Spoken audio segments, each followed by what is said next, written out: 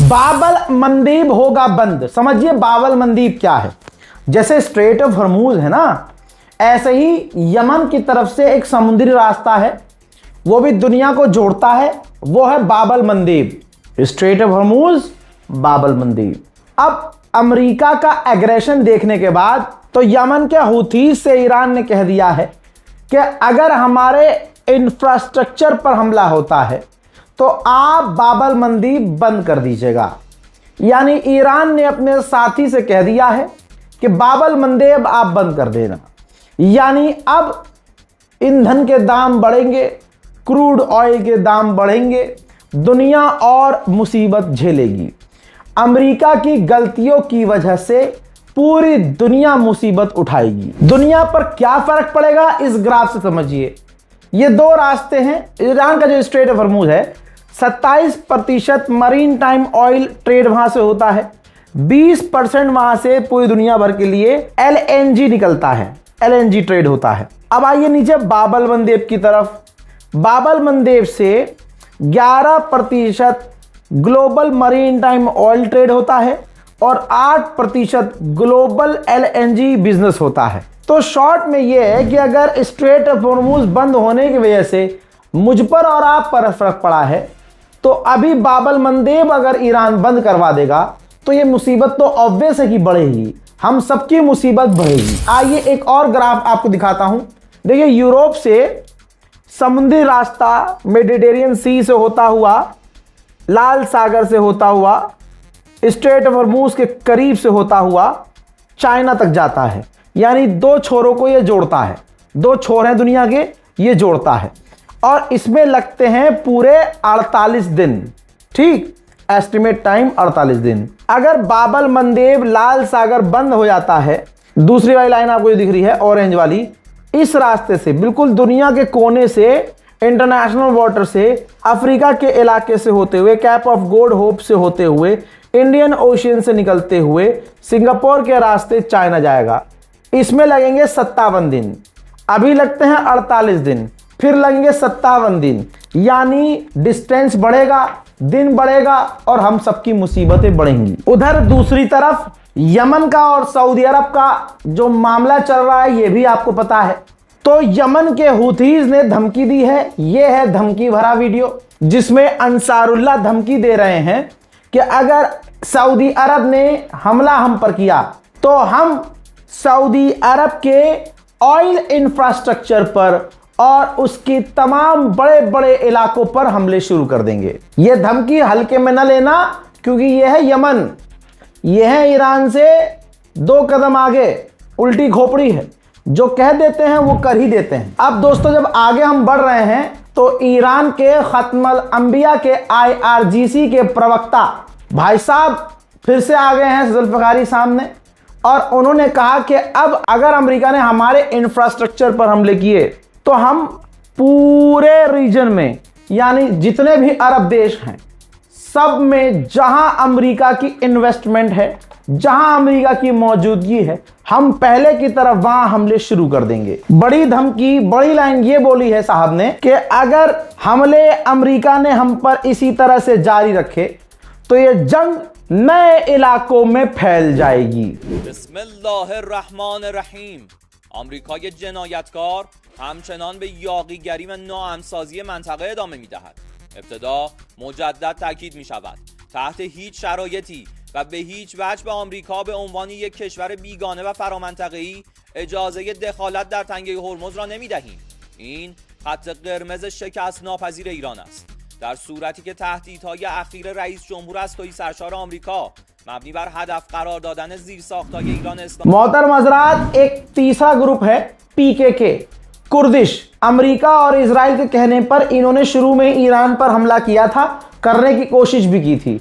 तब से आज तक ईरान थूक लगा के इनकी अच्छे से बजा रहा है, दबा दब थू दब थू दबा के। अब पहली बात PKK के लीडर जो ये साहब हैं, जी हाँ, इन्होंने अर्ज किया है कि अगर अमेरिका और इजराइल के साथ ईरान के खिलाफ जंग में हम उतर जाते तो ईरान हम सबको मिटा देता। चौथा दिन चौथा झूठ। डोनाल्ड ट्रंप के बाद व्हाइट हाउस की भी सेम बात। व्हाइट हाउस ने कहा ईरान तड़प रहा है हमसे बात करने के लिए, ईरान हमसे बात करना चाहता है क्योंकि ईरान का बहुत नुकसान हो गया है। कोई हंसेगा नहीं, बस कॉमन सेंस लगाओ। सुप्रीम लीडर को तुमने कत्ल कर दिया, तुमने ईरान के टॉप कमांडर को कत्ल कर दिया, तब ईरान ने बात नहीं की। अब क्यों बात कर लेगा? बात करनी होती ईरान 10 कदम पीछे होके सुमड़ी में बात कर लेता, बात खत्म हो जाती। हकीकत यह है कि आज की हकीकत यह है कि अमेरिका जैसे ही हमला करता है ईरान पलटवार करता है। अब ऐसी खबर नहीं आ रही होगी आपके पास कि ईरान ने दाग दी 150 मिसाइलें, ईरान ने दागी 200 मिसाइलें। क्यों? क्योंकि ईरान को अब चाइना और रशिया सटीक, बिल्कुल सटीक जो है कोऑर्डिनेशन दे रहे हैं। ईरान अमेरिका के ठिकानों पर 2 मिसाइलें दाग रहा है तो दोनों मिसाइलें गिर रही हैं। यह हकीकत है। अभी मैंने कहा सबूत में दिखाऊं, ऐसे कैसे हो सकता है? सैटेलाइट इमेज है इराक की। इराक में अमेरिका का जहां पैट्रियट लॉन्चर था वो आप जरा देखिए ईरान के हमले में तबाह हुआ है, पूरी तरह से डैमेज है। सैटेलाइट में ये काला काला जो आपको नजर आ रहा है ये एक बड़ा डैमेज है। तो आप समझ सकते हैं कि अगर ईरान 4 मिसाइलें दाग रहा है तो वो चारों ठिकाने पर जाकर लग रही, बिल्कुल सटीक लग रही हैं। इसीलिए अमेरिका परेशान है। हजरात, आपको क्या लगता है अरब आपसे सच बोलेंगे? दुबई के अंदर धमाकों की खबर है, ठीक, लेकिन दुबई ने मना कर दिया, नहीं ऐसा कुछ नहीं है। ठीक है भाई, हमने मान लिया पटाखे फूटे होंगे। हजरात मोहतरम, अमेरिका के सिर्फ 27% लोग मानते हैं कि ईरान से जंग सही है, वरना सभी का यह कहना है कि ईरान से जंग गलत हुई है। उधर सऊदी अरब का 4 दिन में गुड़गांव फट गया है। अब सऊदी अरब हुथी से मीडिएशन चाहता है कि बातचीत हो जाए और टेंशन हमारी कम हो जाए, वरना इधर से बिस्मिल्लाह पढ़ेगा हुथी और उधर से ईरान तो इन्ना लिल्लाह पढ़ ही रहा है। मेरे दोस्तों, कमाल की बात सुनिए, ऐसी बारीकी मैं आपको बताता रहता हूं। यमन ने जब सऊदी अरब पर मिसाइलें दागी, 6 मिसाइलें दागी थी, सऊदी अरब की इतनी औकात नहीं है कि वो खुद रोक सके। मैं तभी सर खुजा रहा था। रिपोर्ट अब सामने आई है कि उन 6 मिसाइलों को, ड्रोन्स को रोकने में सऊदी अरब की मदद की है इजराइल ने। तो यानी इजराइल कहीं ना कहीं सऊदी अरब से पूरी तरह से लिंक है, मिला हुआ है मेरे दोस्तों। तो आप किसकी तरफ हैं? आले यहूद की तरफ हैं या आप अपने जेन्युइन ईमान पर हैं? लकीर खिंची हुई है अभी भी। एक तरफ गद्दारी है, बेवफाई है, दोगलापन है, एक तरफ इंसानियत है, दीन है, दीन के चाहने वाले हैं और इंसानियत पसंद, इंसाफ पसंद लोग हैं। इस तरफ होना मुश्किल है, इस तरफ होना आसान है। अब आपको कब्र में कौन से वाले ईमान के साथ जाना है, सोच लीजिएगा। कुवैत, बहरीन और जॉर्डन के अमरीकी बेस पर ईरान ने हमला किया। सऊदी अरब के फिर से तकलीफ हुई है और सऊदी अरब ने निंदा की है। ईरान में बड़े बड़े पोस्टर लगे हुए हैं, देखिए लिखा है अंग्रेजी में who is the next one. नीचे जो है ग्राहम जो है, जो मरा है अभी इनका सेनेटर, उसका नाम लिखा हुआ है। यानी ईरानी पूछ रहे हैं, उत्सुक हैं कि अगला अब कौन है जो मरने वाला है। ईरान के पार्लियामेंट स्पीकर ने कहा कि अमेरिका हम पर हमले करके हमारे इंटरेस्ट को खत्म करना चाहता है, लेकिन हम अपनी ताकत पर निर्भर हैं, हम किसी के गुलाम नहीं हैं। इराक के बसरा में एक ऑयल टैंकर था इराक का, और हो सकता है वो किसी और का भी हो, पहले ही क्लियर कर दूं, लेकिन वहां पर ड्रोन हिट हुआ है, ये रिपोर्ट्स आ रही हैं। गली गली चौराहों में ईरान के इस तरह से ट्रंप के खिलाफ बैनर पोस्टर लगे हुए हैं। You will drown in the sea of the Iranian nations revenge, यानी ईरान और ईरानियों के खून में इस तरह से तुम बह जाओगे कि मिट जाओगे। ऐसे बयानात के साथ ट्रंप को ईरानियों के खून में डूबा हुआ, ऊपर नेतन्याहू भी डूबता हुआ नजर आ रहा है।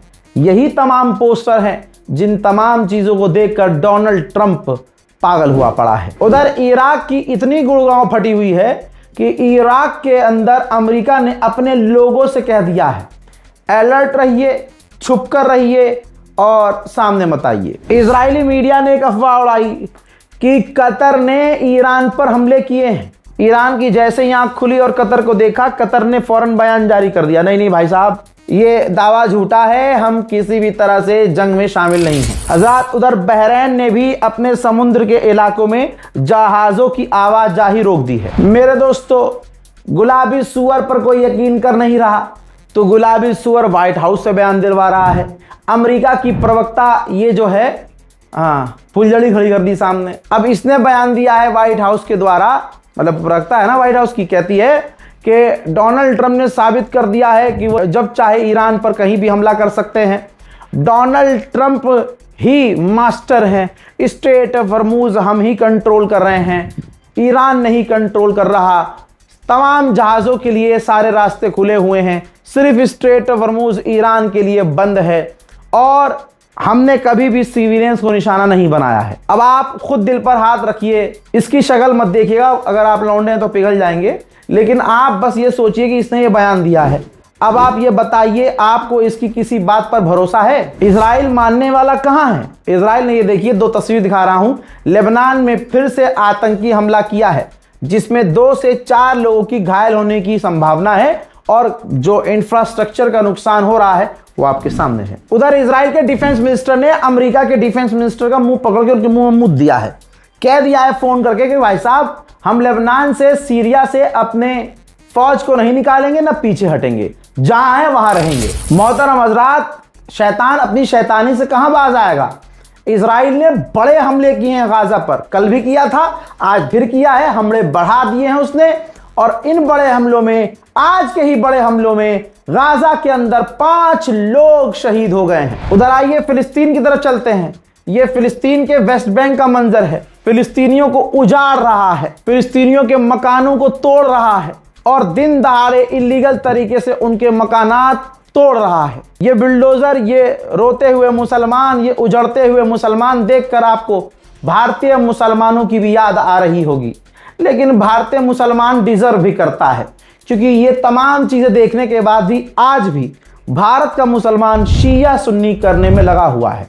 दुश्मन इनके चूतड़ों पर लट बजा रहा है, इनके आशियाने उजाड़ रहा है, इनके घरों पर बिल्डोजर चला रहा है, इनकी बहन बेटियों के साथ लव ट्रैप, भगवा लव ट्रैप करके इनकी जिंदगी तबाह कर रहा है। लेकिन हमें और आपको क्या करना है? अरे राजा भाई सुन्नी है, नहीं नहीं शिया हैं, अजी खटमल हैं, अजी छिपकली हैं। अरे भाई तुम मुझे हिंदू ही बोल दो, कोई बात नहीं, लेकिन हक की बात तो कर रहा हूं, तुम्हारी आवाज तो उठा रहा हूं। इतना डंडा करोगे, इतनी नफरत पालोगे तो तुम्हारे लिए बोलेगा कौन एक दिन? कोई नहीं। और एक दिन इंशाअल्लाह तुम्हारा भी घर टूटेगा। तुम शिया सुन्नी करते रहो, तुम्हें अल्लाह खुद सबक सिखाएगा। ये जो आज तुम पर नाजिल हो रही है ना चीजें, एक फलाना है, एक धमाका है, वो मुसलमानों पर जुल्म कर रहे हैं एक खास लोगों को खुश करने के लिए। तो आपको क्या लगता है अल्लाह मदद नहीं कर रहा आपकी? भाई तुमने काम ही ऐसे किए हैं कि अल्लाह ने उस इंसान को तुम्हारे लिए अजाब बना दिया है। झेलो। अब आप ये देखिए, फिलिस्तीनियों की प्रॉपर्टीज में आग भी लगा दी है, उनके मकानों में आग लगा दी है फिलिस्तीनियों के। बताइए कुछ बचा? फिलिस्तीनियों के घरों को उजाड़ रहे हैं, उनके घरों से सामान लूट रहे हैं और उनके घरों को आग लगा रहे हैं। उधर इजराइल के अंदर हारेदी यहूदी जो नेतन्याहू के खिलाफ हैं, सड़कों पर प्रदर्शन कर रहे हैं कि वो सेना में शामिल नहीं होंगे।